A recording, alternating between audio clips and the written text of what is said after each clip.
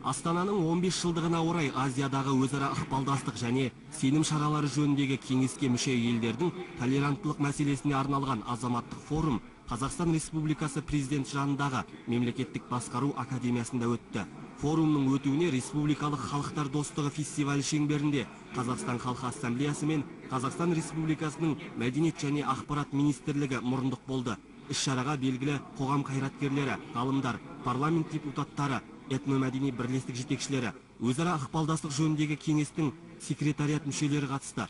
Орталық Азия аймағында толеранттылық ақпараттық және жұмысшы кеңістігін қалыптастыруға мүдделі топтардың ешбірі тыс қалған жоқ. Вы, наверное, заметили, что Республикалық маңызы бар мұндай іс-шаралардың Астананың туған күні қарсаңында өтуінің өзі тегін емес. Бейбітшілік пен келісім және Астана ұғымдары бір-бірімен үндес. Біздің Астанамыз бейбітшілік пен келісім идеясының символы деуге де болады. Дәл қазір осы жерде толеранттылық мәселесіне байланысты тәжірибе алмасу жүріп жатыр деуге де болады. Бейбітшілік пен келісімнің қазақстандық үлгісін күллі әлем мойындап отыр. Ол Біріккен Ұлттар ұйымына да көрсетілді. Ал соңғы 1,5 жылда оған көз жеткізу үшін Қазақстанға 15 елдің өкілдері келді. Осының өзі біраз жайттан хабар береді. Форум 2 бөлімнен тұрды. Алғашқы бөлімде 5 жеке пікірсайыс өтті. Оның бірі Астананың мерейтойына орай Астана мәдени және саяси интеграция орталығы жаңа әлемге жаңаша бетбұрыс атты тақырыппен өтті. Бір пікірсайыс Экспо 2017 шеңберіндегі әріптестік мәселесіне арналса, тағы бірі орталық Азиядағы геосаяси жағдай, ұлттық бірегейлік және аймақтық қауіпсіздік деген тақырыпта өтті. Азиядағы өзара ықпалдастық және сенім шаралары жөніндегі кеңеске мүше елдердің ақпараттық кеңістігін құру тақырыбы бойынша қызу пікірталас туды. Бұл отырысқа негізінен кәсіби журналистер қатысты. Таңғы бағдарламаны аяқтаған 5-ші пікірсайыс Азиядағы өзара ықпалдастық және сенім шаралары жөніндегі кеңес кеңістігінде толеранттылық және қоғамдық келісімді қалыптастыру процестері деген тақырыпта өтті. Әр тақырып бойынша қазақстандық және шетелдік сарапшылар 10 қысқаша баяндама жасады. Қазір бүкіл әлемде тұрақсыздық бар. Орталық Азия аймағында да жоқ емес. Осыған орай этнолог журналистер халықты сабырлыққа, тұрақтылыққа шақырып, бір-біріне мейірімді болуға үндеуі керек. Біз Орталық Азияның барлық елдеріне ортақ ақпараттық кеңістік құруға міндеттіміз. Ол тұрақты қарым-қатынасты қалыптастырып, нақты мәліметтермен алмасып отыру үшін және өзге де түрлі кәсіби әріптестік үшін ауадай қажет. Түстен кейін Қазақстан халқы ассамблеясы мен Қазақстанның азаматтық альянсы әріптестік туралы хаттамаға салтанатты түрде қол қойды. Бір тараптан Қазақстан халқы ассамблеясы төрағасының орынбасары Ералы Тоғжанов қол қойса, екінші жақтан Қазақстанның азаматтық альянсы заңды тұлғалар бірлестігінің президенті Нұрлан Ерімбетов қол қойды. Іс-шара концерт залында жалғасын тапты. Онда Азиядағы өзара ықпалдастық және сенім шаралары жөніндегі кеңес кеңістігіндегі этносаяси және этноәлеуметтік контекстегі қоғамдық келісім, Қазақстанның тәжірибесі және бастамалар деген тақырыппен форумның жалпы отырысы өтті. Жалпы отырыс 2 сессиядан тұрды. Онда Қазақстаннан, Ресейден, Тәжікстаннан және Өзбекстаннан арнайы келген сарапшы мамандар баяндама жасады. Мен бұл форумға қонақ ретінде келдім, себебі тақырып мен үшін аса қызықты. Қоғамның өз ішіндегі тұрақтылықты сақтау өте шетін әрі күрделі процесс. Бұл орайда Қазақстанның қол жеткізген табыстары орасан, ол басқа мемлекеттерге де үлгі бола алады. Қазір Қазақстан, Азия және Араб елдері жиналатын орталық іспетті болып кетті, өйткені мұндай іс-шаралардың көпшілігіне бастамашы болып жүрген осы ел. Сессиялар арасындағы үзілісте меймандар Қазақстан халқы ассамблеясы мен этномәдени бірлестіктердің республикалық және аймақтық бұқаралық ақпараттар құралдарының көрмесін тамашалады. Олар 15 тілде 36 мерзімді басылым шығарады. Бұл уақытта қаланың басқа бөлігінде Есіл өзенінің жағасында Гумилев атындағы Евразия ұлттық университеті мен Қазақстан халқы ассамблеясы аталған оқу орнында Қазақстан халқы ассамблеясы кафедрасын құру жөніндегі меморандумға қол қойды. Бұл оқиғаны мемлекеттің ұлтаралық саясатын жүзеге асыру бағытындағы аса маңызды қадам деуге болады. Ол этникааралық қарым-қатынас мәселесі бойынша мемлекеттік және азаматтық институттардың өзара байланысының тиімділігін арттыруға бағытталған. Бұл біздің еліміздегі ғана емес, бүкіл Еуразия кеңістігіндегі тіпті күллі әлемдегі осындай мақсат міндетті көздеген бірден бір кафедра. Кафедра Қазақстан халқы ассамблеясының қызметіне қолдау көрсететін ғылыми база қалыптастыруға мүмкіндік береді. Мұндай кафедраның басқа оқу орнында емес, дәл біздің университетте ашылуы да тегін емес, өйткені пассионарлық теорияның негізін қалаған Гумилев болатын. Пространстве, ну и вообще в целом. Жоспар бойынша кафедра зерттеу және сараптамалық талдау бағытында жұмыс істейді. Бұл тек Астана үшін ғана емес, бүкіл ел үшін маңызды. Біз этномәдени бірлестік мүшелері өте шетін мәселелермен жұмыс істейміз. Ойланбай айтылған бір ауыз сөздің өзі орны толмас өкінішке алып келуі мүмкін. Атқарып отырған қызметіміз жоғары болғанымен кейде не айтарымызды білмейтін сәттер болады. Осындайда жаңадан ашылып отырған кафедраның көмегі зор болары даусыз. Биылды жоғары оқу орнында студенттердің ұлтаралық қатынас пен толеранттылықты оқып білуі құптарлық жағдай. Азиядағы өзара ықпалдастық және сенім шаралары жөніндегі кеңес елдерінің өкілдері қатысқан азаматтық форумның қорытындысы бойынша этникаралық және мәдениетаралық диалогты нығайту, бейбітшілік пен келісімді сақтау тұрғысында мемлекетаралық жобаларды жүзеге асыру бағытындағы әріптестікті дамыту саласындағы жұмысты әрі қарай жетілдіруге қатысты ұсыныстар дайындалды. Мерекелік көңіл күймен Қапшағай қаласына табан тірейік.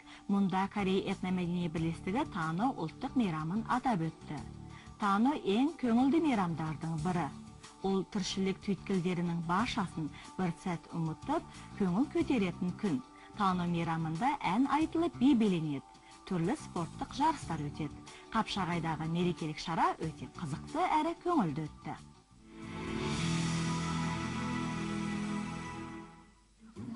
Корей ұлттық мейрамдарының ішінде міндетті түрде тойланатын аса маңызды үш оқиға бар. Олардың бірі Деборн. Бұл жылдың алғашқы айы туғанда тойланады. Чусот мейрамы молшылық пен бабаларды еске алу күні болса, ең көңілді әрі шат-шадыман мейрам Тано деп аталады. Бұл күріш алқаптарындағы көктемгі егістің аяқталуына орай тойланатын мейрам. Алматы облысында тұратын корейлер ата-бабадан жалғасып келе жатқан дәстүрді мейлінше сақтауға тырысады. Биылғы Тано мейрамын олар Қапшағайдағы Корей этномәдени бірлестігімен бірге Қапшағай су қоймасының жағалауында атап өтті. Біріншіден бұл ғасырдан ғасырға жалғасқан, тарихы тым тереңде жатқан мереке. Кореяда Таноны өте жақсы көреді. Ол күріш егудің аяқталғанын білдіреді. Кореяның барлық ауылында күріш егу аяқталысымен егіс алқабында жалпы халықтық мейрам болады. Күріш Корей халқы үшін қасиетті тағамдардың бірі. Екіншіден, Тано мейрамы жуырда ЮНЕСКОның адамзаттың ауызша және материалдық емес мұралары тізіміне енді. Біз мұны мақтан тұтамыз.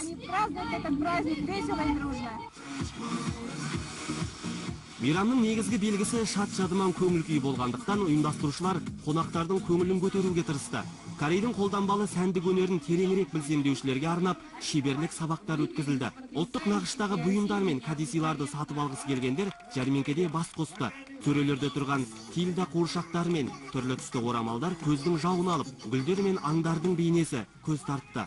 Жәрмеңкеге қарама-қарсы орналасқан шатырларда қолөнер шеберлері өнерлерінің құпиясын ашып, үлкен кішіге сабақ өтіп жатса, тәтті құмарлар арнайы шамның астындағы еріген карамельді қызықтап тұрды. Хендмейкерлер киізден жасалған мозаиканы жинап, түрлі сурет құрастырды. Ал ер адамдар қамшы өрудің құпиясын білмекке ұмтылды. Ол жерде суретшілер мен карикатурашылар отырды. Шеберлік сабақтарының арасында жиналған жұртшылыққа жас таланттар өнерлерін көрсетті.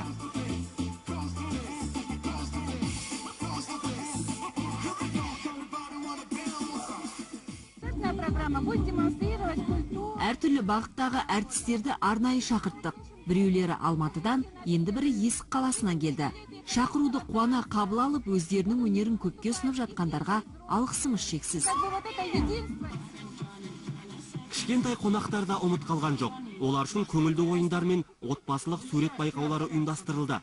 Сергей Сонның қуыршақ театрда көптің көңілінен шықты. Сергей Сон 30 жылдан бері папе-машеден және өзге де материалдардан қуыршақ жасаумен айналысады. Кезінде толыққанды қуыршақ театрында құрған. Кешкілік мерекелік шараның салтанатты ашылуы болды. Онда Алматыдан және Оңтүстік Кореядан келген мәртебелі меймандар сөз сөйледі.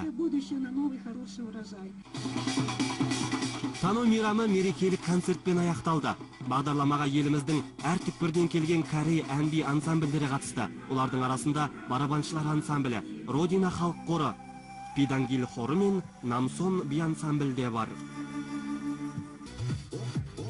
Қапшағай су қоймасының жағалауында өткен Тану мейрамына 500-ден астам адам жиналды. Әртүрлі ұлт пен ұлыс өкілдерінен тұратын үлкен кішінің көңілін көтергеніне ұйымдастырушылар да дән риза. Олар мұндай шараны жыл сайын өткізуге уәде берді.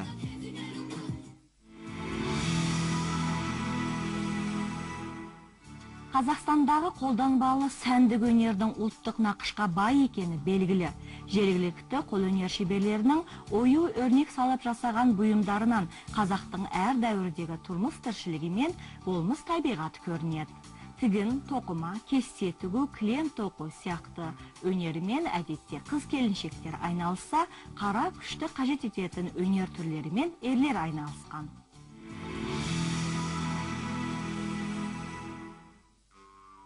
Тұрмысқа қажетті заттар мен киім-кешек, сәндік бұйымдар мен ат әбзелдері әдетте теріден жасалған. Олар сәндік бұйым ғана емес, күнделікті тұрмыста қолданылатын заттар болған. Мұндай бұйымдардың кейбірінің рухани сипаты мен мәні де зор. Мәселен қамшы, аттың тері сіңген қамшыға жын-пері жоламайды деген сенім бар. Осындай наным сенімге орай қамшыны жас қыздардың жастығының басына іліп қойған. Ал жез қосылып өрілген қамшының жөні тіптен бөлек. Өйткені қазақ жезді тазалықтың символы ретінде бағалаған. Қамшы біріншіде 3 бөлікке бөлінеді. Бірінші сабы, екіншіде алақаны, үшіншіде басы. Ал сабымыз болғанда бізде көбінде тобылғыдан жасайды. Тобылғы деген нәрсеміз өзі пәле қалай жолатпайтұғын, соның кейін өте мықты ағаш. Бұл үйге қойса да, жолда алып жүрсе де болады. Қамшы ерлік пен өрліктің символы іспетті. Ол бірнеше өрім болып өріліп, сабымен біріктіріледі. Сабы көп жағдайда ою өрнекпен, не басқа да бұйымдармен сәнделеді. Отырықшы халықтың қамшы өру дәстүрі ұрпақтан ұрпаққа, атадан балаға мирас болып келеді. Терден тілінген таспалардан қамшы өретін және басқа да бұйымдар жасайтын Ырыстан Сейфулла осы сөзіміздің жарқын мысалы бола алады. Ол өзінің ұлын ес білгеннен осы өнерге баулыған екен. Енді міне екеуі бірге жұмыс істейді. Қолөнерші жұмыла көтерген жүк жеңіл екенін айтады. Енді әкелі балалы екеудің өнерін тамашалайық. Алдымен қамшының ұш жағы өріледі. Ол үшін әппақ терден жіңішке етіп тілінген өте сапалы бірнеше таспа керек. Әрбір таспаның ұзындығы шамамен 60 сантиметрдей болса, қалыңдығы 5-6 миллиметрден аспауы керек. Теріні бұлайша жіңішке етіп құю мүмкін емес, сондықтан оны көз мөлшермен белгілеп тіліп алады. Мен тері өнермен айлансам, терімен панно жасау және өрімшілік, қамшы жасау деген секілді нәрселерден терінің өнермен өзімізге елдің мәдениетін, тарихын көрсеткен сувенирлік заттар жасайды. Таспаны тіліп алғаннан кейін оны бойжеткеннің шаш өргеніндей өру керек. Тілінген таспаны қатты тартып, мықтылап өру керек. Әйтпесе біраз уақыт қолданғаннан кейін босап, ажырап кетеді. Шебер ыңғайлы болу үшін қамшыны өріп отырған уақытта қысқышпен қысып қояды. Шеберлердің бірі қамшыны өріп жатқанда, екіншісі сабын жасайды. Бүгінгі қамшының сабы ағаштан жасалған. Қолөнерші ағашты өлшеп алады да, кәдімгі қол арамен артық тұсын кесіп тастайды. Алдын ала арнайы өңделіп дайындалған терден 2 бөлшекті кесіп алады. Оның бірі қамшының сабына өрімді бекіту үшін қажет, ал екіншісі саптың басына бекітіледі. Яғни қамшы қолдан түсіп қалмау үшін керек. Қамшы сәнді көріну үшін оған қазақтың дәстүрлі ою өрнегін салуға болады. Қамшыға салған оюымыз негізінде қошқар мүйіз деп аталады. Бұл қошқар мүйіз қазақтың бүкіл ою өрнегінде бар. Неге? Қошқар мүйізді кигіз үйді айландыра салады. Қошқар мүйіз деген сөз сол адамның байлық дәулетін айтады. Мысалы үшін кигіз үйге салса да, бұнда салса да, қошқар деген байлықты білдіреді. Ою өрнек салынған металдар алдын ала дайындалады. Олардың пішіні мен көлемі әртүрлі болып келеді. Металдың теріге сай келетінін таңдап алу керек. Өрнек арнайы қысқыштың көмегімен салынады. Алайда оған теріні салмас бұрын сулап алу керек. Сонда тері кез келген ауа райына төтеп береді, әйтпесе жыртылып кетуі мүмкін. Металдан жасалған өрнекті терінің сыртқы жағына қояды да 2-3 минут басқыштың астына қысып қояды. Басқа бөлшектер де осы тәсілмен жасалады. Өрнек салынғаннан кейін теріден жасалған бөлшектерді жақсылап кептіреді. Барлық қажетті заттар дайын. Енді жіңішке тері таспасының көмегімен тігуге кірісеміз. Тікпес бұрын алдын ала жіп өтетін тесік дайындап алу керек. Олар тігіс шетінен шамамен 5 мм қашық болуы тиіс. Өйткені уақыт өте келе бекіткен тұстары желініп бүлінуі мүмкін. Тесіктерді жіңішке металдар мен балға арқылы жасау керек. Айқастыру тәсілімен тігіледі. Сонда терінің түсімен бірігіп, әдемі сурет пайда болады.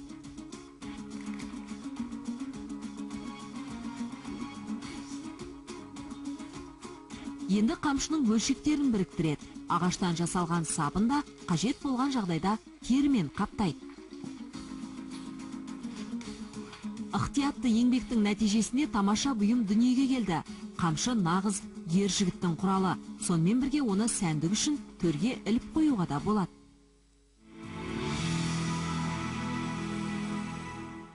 Жазушы Мұхтар Әуезовтың Қарагөзі неміс тілінде сөйледі. Дәлірек айтсақ, Қарагөздің желісімен неміс тілінде қойылым көрсетілді. Спектакльді Темірбек Жүргенов атындағы Мемлекеттік өнер академиясының актерлік шеберлік және режиссура кафедрасы неміс бөлімінің студенттері қойды. Курс жетекшісі Наталья Дубстың режиссерлігімен қойылған спектакль академия сахнасында өтті.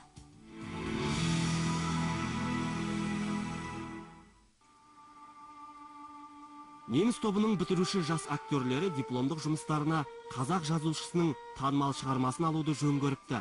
Жалпы тұтас курстық дипломдық жұмыстың материалына аса үлкен жауапкершілікпен қарағанын айта кеткен жөн. Атап айтқанда, Гетенің Фауст трагедиясы, неміс драматургы Бертольд Брехттің «Сказавший да сказавший нет» операсы, Дарья Штоккердің «Соқыр тауық» пьесасының желісі бойынша «Контакт и нет» спектаклі қойылды. Биыл неміс тобын 9 адам бітіріп жатыр. Бұл 4 жыл бұрын қабылданған арнайы курс. Неміс тобының студенттері арнайы мемлекеттік бағдарлама шеңберінде оқыды. Ол бағдарламаға сай, еліміздегі барлық ұлттық театрлар белгілі бір уақыт аралығындағы өздеріне қажетті кадрларды оқыталады. Қарагөз қойылымында 4 студент ойнады. Олардың екеуі Қарагөздің рөлін сомдап, тағы екеуі сырымды ойнады. Олардан бөлек арнайы шақырылған театр әртісі Ирка Абдулманова ойнады. Жасынан бірге өскен сүйген жігіті сырымға тұрмысқа шыға алмаған қазақ қызының қасіретті тағдырын студенттер ерекше көрсете білді. Олар Қарагөздің айрықша әсерлі тұстарын шеберлікпен таңдап алған екен.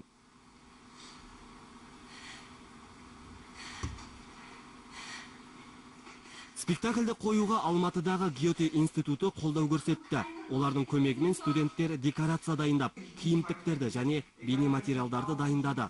Қарагөз драмасынан алынған үзінділерді қазақ тілінен неміс тіліне Алматыдағы Гете институты мәдени бағдарламалар бөлімінің қызметкері Шырынгүл Зухай аударды. Неміс тобының студенттеріне қолдау білдіру үшін Германияның Алматыдағы бас консульдығының өкілдері де арнайы келді. Дипломдық жұмыс сәтті қорғалды. Көп замай Наталья Дубстың шәкірттерін алматылықтар басқа да қойылымдардан көре алады.